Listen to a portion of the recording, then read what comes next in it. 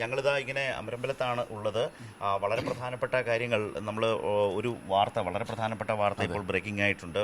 അതിൽ ഏറ്റവും പ്രധാനപ്പെട്ട കാര്യം ഇപ്പോൾ ജമാഅത്തെ ഇസ്ലാമി അവരുടെ രാഷ്ട്രീയ പാർട്ടിയായുള്ള വെൽഫെയർ പാർട്ടിയുമായി UDF-ന്റെ തുറന്ന സഹകരണം ഒരു ഘടകകക്ഷി എന്ന നിലയിലേക്ക് മാറുന്നതിൻ്റെ ഒരു രാഷ്ട്രീയ നീക്കം, അതിനെ പൂർണ്ണമായും ന്യായീകരിക്കുന്ന പ്രതിപക്ഷ നേതാവ് ഇത് നിൽക്കുമ്പോഴാണ് വളരെ സുപ്രധാനമായ ഒരു വാർത്ത ഇപ്പോൾ പ്രേക്ഷകർ ബ്രേക്കിംഗ് ന്യൂസായി കാണുന്നത്. അതുണ്ടല്ലോ അല്ലേ?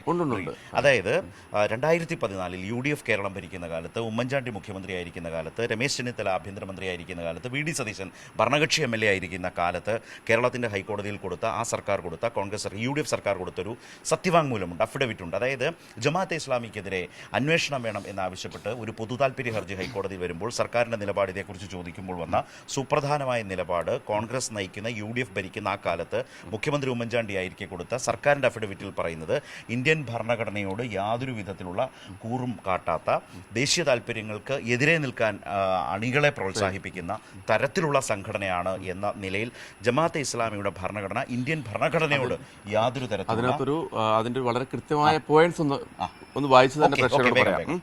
അതായത് അന്ന് ആഭ്യന്തര വകുപ്പിന്റെ അണ്ടർ സെക്രട്ടറി ആയിരുന്ന മേരി ജോസഫ് ആണ് ഈ സത്യവാങ്മൂലം സമർപ്പിച്ചത് UDF സർക്കാരിന് വേണ്ടിയിട്ട്. അത് പറയുന്നത് 1957 പ്രസിദ്ധീകരിച്ച മലയാളത്തിലുള്ള ജമാഅത്തെ ഇസ്ലാമിയുടെ ഭരണഘടന പരിശോധിച്ച് ഉറപ്പിക്കുമ്പോൾ ദൈവികമല്ലാത്ത ഏതെങ്കിലും സർക്കാർ സംവിധാനത്തിന് കീഴിൽ വഹിക്കുന്ന ഏതെങ്കിലും പ്രധാന സ്ഥാനങ്ങളോ അതിന്റെ നിയമനിർമ്മാണ സഭയിലെ അംഗത്വമോ അതിന്റെ കോടതി വ്യവസ്ഥയ്ക്ക് കീഴിലുള്ള ന്യായാധിപ സ്ഥാനത്ത് നിയമിക്കപ്പെട്ടവനോ ആണെങ്കിൽ ആ സ്ഥാനം ഉപേക്ഷിക്കണം എന്ന് അതിൽ നിർദ്ദേശിച്ചു. മതരാഷ്ട്രവാദമാണ്. അതുപോലെ ഏതെങ്കിലും ദൈവികമല്ലാത്ത സർക്കാർ സംവിധാനത്തിന്റെ ഭാഗമാവുകയോ അതിന്റെ നിയമങ്ങൾ നടപ്പിലാക്കുന്നതിൽ പങ്കുചേരുകയോ ചെയ്താൽ ആ ഉപജീവന മാർഗത്തിന് കഴിയും വേഗം ഒഴിവാകുക. അപ്പോൾ കൃത്യമായി ഇന്ത്യയുടെ ഭരണഘടനയെ അവഗണിക്കുന്ന തരത്തിലുള്ള ദേശീയ താല്പര്യങ്ങൾക്കെതിരെ അണികളെ ചിന്തിക്കാൻ പ്രോത്സാഹിപ്പിക്കുക എന്നതുപോലുള്ള ഗുരുതരമായ പ്രശ്നങ്ങൾ. അതുകൊണ്ട് തന്നെ ഒരു അന്വേഷണവും അവരുടെ സാമ്പത്തിക സ്രോതസ്സുകൾ, പ്രവർത്തനത്തിലെ രീതികൾ ഇതെല്ലാം പരിശോധിക്കപ്പെടേണ്ടതാണ് എന്ന ഒരു വളരെ ശക്തമായ നിലപാട് സ്വീകരിച്ച UDF ആണ് നിലമ്പൂർ ഉപതെരഞ്ഞെടുപ്പ്. അന്ന് ഉമ്മൻചാണ്ടി മുഖ്യമന്ത്രി, രമേശ് ചെന്നിത്തല ആഭ്യന്തരമന്ത്രി, VD സതീശൻ ഭരണകക്ഷിയിലെ പ്രധാനപ്പെട്ട. ഇപ്പോൾ VD സതീശൻ പ്രതിപക്ഷ നേതാവാണ്. ആ പ്രതിപക്ഷ നേതാവാണ് ഇന്നലെ ഇക്കാര്യങ്ങൾ വിശദീകരിക്കുമ്പോൾ കോൺഗ്രസ് ഈ നിലപാട് സ്വീകരിക്കുന്നത് ശരിയാണോ?